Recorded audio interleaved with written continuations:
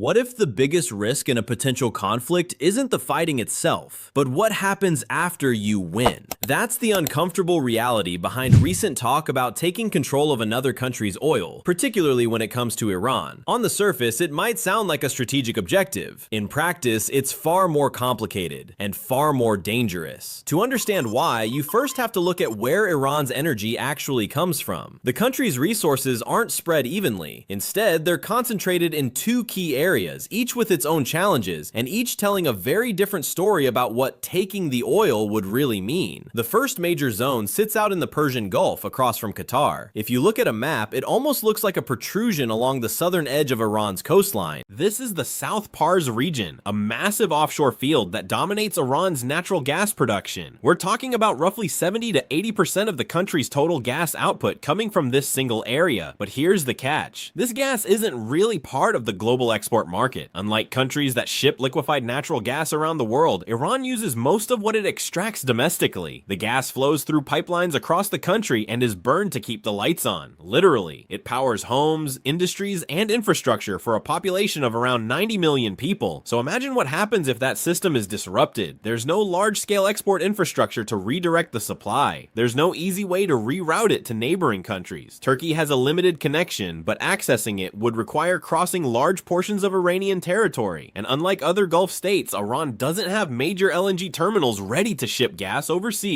In other words, if this region were seized, it wouldn't suddenly become a valuable export asset. It would effectively shut down. And when that happens, you're not just cutting off a resource, you're cutting off electricity for an entire nation. That's not a tactical move, that's a humanitarian catastrophe waiting to unfold. Now, the second energy hub is a different story. This one is located on land in the southwestern province of Khuzestan, right along the border with Iraq across from Basra. If you remember anything from the Iraq War, you know this region sits in a strategically sensitive corridor. Khuzestan is the heart of Iran's oil industry. Again, we're talking about roughly 70 to 80% of national production. Unlike the gas fields offshore, this is the oil that fuels the country's economy. It's refined, consumed internally, and a significant portion is exported. A lot of those exports move through Karg Island, just off the northern coast of the Persian Gulf. It's a critical node, an export gateway, and that's where a common misconception comes in. There's an idea that if you control that island, you control Iran's oil. That's simply not true. Taking Karg Island would disrupt exports, no doubt. It would choke off Iran's ability to sell oil internationally, but it wouldn't give you control over the oil itself. The production infrastructure, the wells, the pipelines, all of that remains on the mainland. To actually control the oil, you'd have to control Khuzestan, and that means occupying a large, populated, and strategically important region. And Khuzestan isn't just another province, it's unique within Iran. While much of the country is mountainous and ethnically diverse, Khuzestan is relatively flat and has a significant Arab population. These communities have long been economically marginalized, despite living on top of some of the country's most valuable resources. There's a temptation to see that as an opportunity, an internal fault line that could be exploited. But history tells a different story. The United States has tried similar approaches before. Look at southern Iraq after the fall of Saddam Hussein. There too, you had a majority population that had been politically sidelined, theoretically open to change. And yet, after 2 decades, one of the few consistent outcomes was widespread resentment toward the American presence. Instead of becoming a stable ally, the region became another source of instability and resistance. Nation building sounds good in theory. In practice, it's one of the hardest things a military can attempt, and there's little evidence to suggest the US has become more effective at it over time. If anything, the challenges remain just as complex, if not more so.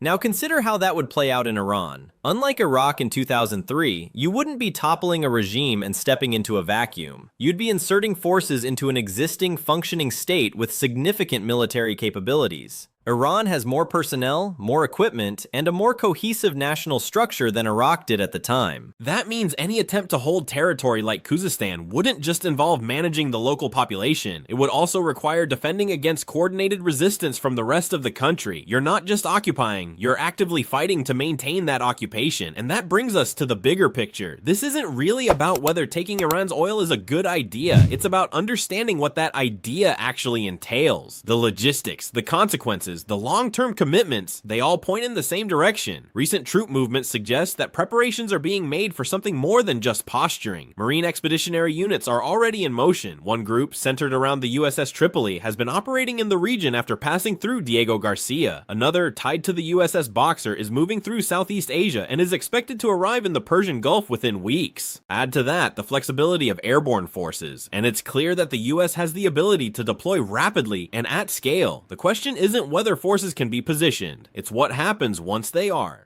Historically, when troops are deployed in significant numbers, they tend to be used. And if they are used in this context, the likely outcome isn't a quick operation with a clean exit. It's a prolonged presence in one of the most volatile regions in the world. We've seen this pattern before. Extended military involvement in the Middle East has defined US foreign policy for much of the past quarter century. The costs, human, economic, and political, have been enormous. So when you hear talk about securing resources or controlling strategic assets, it's worth asking a deeper question. Not just can it be done, but what does it actually lead to? Because if history is any guide, the answer isn't victory, it's entanglement.